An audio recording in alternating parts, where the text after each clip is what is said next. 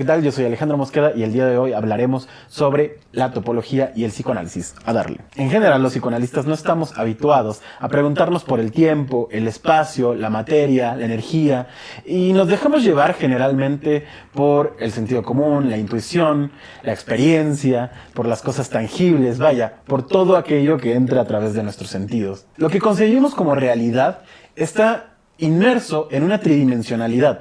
Es decir, todo lo que tenemos en nuestra mal llamada realidad está inmerso en 3D. Tiene un fondo, una tercera dimensión.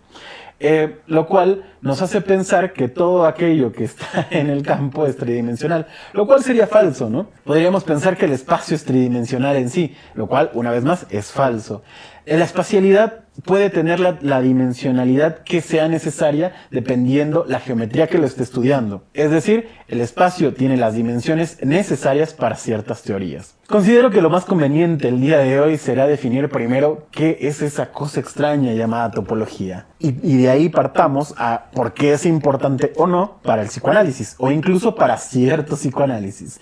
Primeramente podemos decir que la topología es la rama de las matemáticas que estudia las propiedades globales del espacio. Desmenucemos poco a poco esto. Las propiedades globales son aquellas que pueden cambiar bajo deformaciones suaves. Por ejemplo, si tenemos un cuadrado, podemos moldearlo de alguna manera y puede volverse un círculo.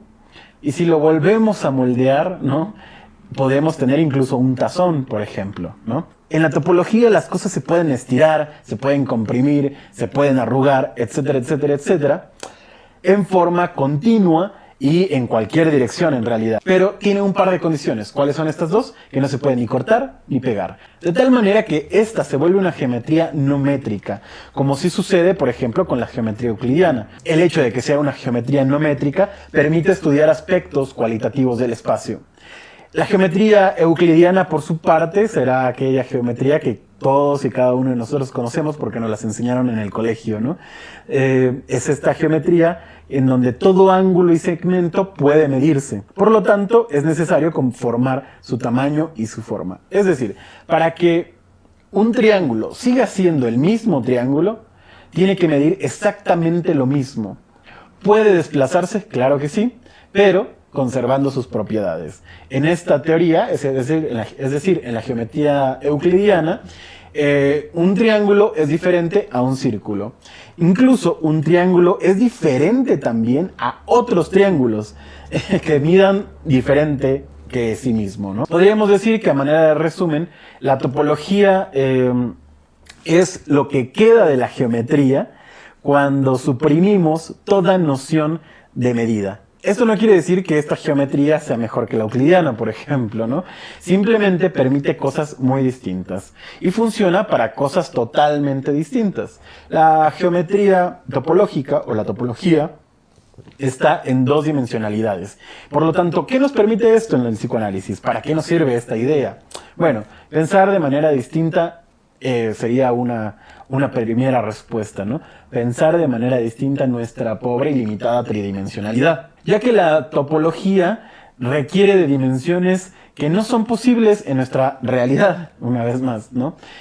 Por ejemplo, los elementos que pueden salir de la topología son puramente matemáticos. Sin embargo, permiten generar nuevos desarrollos en la ciencia. Una de las más comunes que se relaciona con el psicoanálisis sería la banda de Möbius. Esta que aparece justamente en la película de los Avengers. Esta banda de Möbius es utilizada por Lacan para colocar ahí al sujeto. Es decir, esta es otra pista más de todas las otras pistas que hemos dado en el canal para decir que el sujeto no es ninguna persona. Y no puede serlo, porque si Lacan lo ubica en la banda de Möbius o como una banda de Möbius, es porque es bidimensional. Su relación es totalmente abstracta. Aunque no nos meteremos por ahí el día de hoy, es decir, con la idea del sujeto y la banda de Möbius, que si quieren hacemos un video próximamente de eso, nos da una pista de la importancia teórica que tiene para el psicoanálisis la topología. Una pregunta importante sería, ¿dónde está el inconsciente? ¿Dónde está o dónde habita o dónde se halla un sueño, por ejemplo? El inconsciente y su ubicación Es una pregunta que siempre se ha tratado de responder desde nuestra tridimensionalidad. Cosa que tal vez no es muy conveniente. Tal vez por ahí no puede responderse la pregunta. No puede decirse que el inconsciente se encuentra en alguno de los hemisferios del cerebro, en el hipotálamo o en alguna otra parte tridimensional de nuestro cuerpo, de la corporalidad. El inconsciente carece de localización anatómica. Se trata de un conjunto de articulaciones, por lo tanto no puede estar en ningún lugar corporal. ¿Y cómo entonces podríamos entender esto sin la topología, ¿no? Si todo el tiempo estamos pensando de manera tridimensional, como les decía al inicio del video. Entonces, el inconsciente, al carecer de localización anatómica, de tridimensionalidad, no es más que bidimensional, ya que, justo como lo mencionaba, se trata de un conjunto de articulaciones. El sueño, por su parte, por ejemplo, será entonces una doble escena. ¿Qué quiere decir eso? Recuerden que Lacan todo el tiempo nos está repitiendo la idea de la doble escena, que no podemos tener solo una escena si no es necesaria de dos.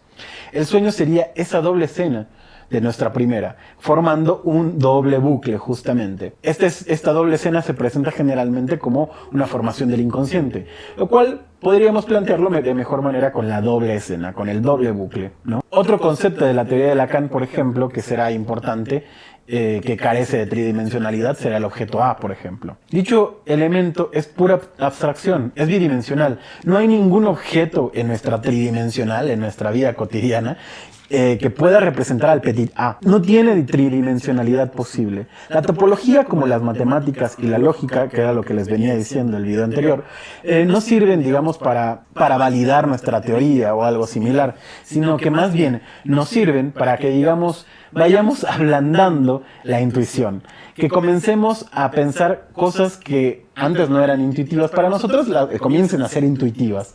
No sé si me explico ahí, pero cosas que no eran comunes comiencen a ser un poco más comunes y por lo tanto, como lo dije en el video anterior también, tengamos una escucha muy diferente, ¿no? Cuando las cosas que parecen normales o cotidianas ya no lo sean y cosas que no sean cotidianas comiencen a serlo. Los sentidos humanos son muy engañables. Podemos verlo, por ejemplo, desde los primeros seminarios de Lacan con el modelo óptico, como uno de los engaños, el engaño que no toma Freud, es la cuestión óptica, ¿no? de la vista, de la mirada, perdón. Después podemos ver con los ejemplos que da en el seminario 11 con la anamorfosis, ¿no? Las pinturas hiperrealistas, los hologramas hoy en día, cómo todo eso termina engañando al ojo humano y hace creer que hay algo cuando tal vez no lo hay. Si comenzamos a abrir nuestro panorama, entonces la intuición cambiará. Y lo que antes no parecía factible o posible, comenzará a hacerlo. Bien, hasta aquí el video del día de hoy. Vamos a dejar por acá. Espero haber sido claro, espero sea de ayuda, espero sea de interés para todos ustedes que quieran sumergirse en la teoría lacaniana y que puedan ver la importancia de estudiar estas disciplinas y por qué Lacan propone estas disciplinas para su enseñanza y para la formación de los analistas, ¿no? Bueno, si les gustó el video, denle like, compartan. No se olviden de seguirnos en nuestras redes sociales, Instagram, Facebook y TikTok. Y les recuerdo que nosotros no lo sabemos todo, pero podemos estudiarlo juntos. Hasta la próxima.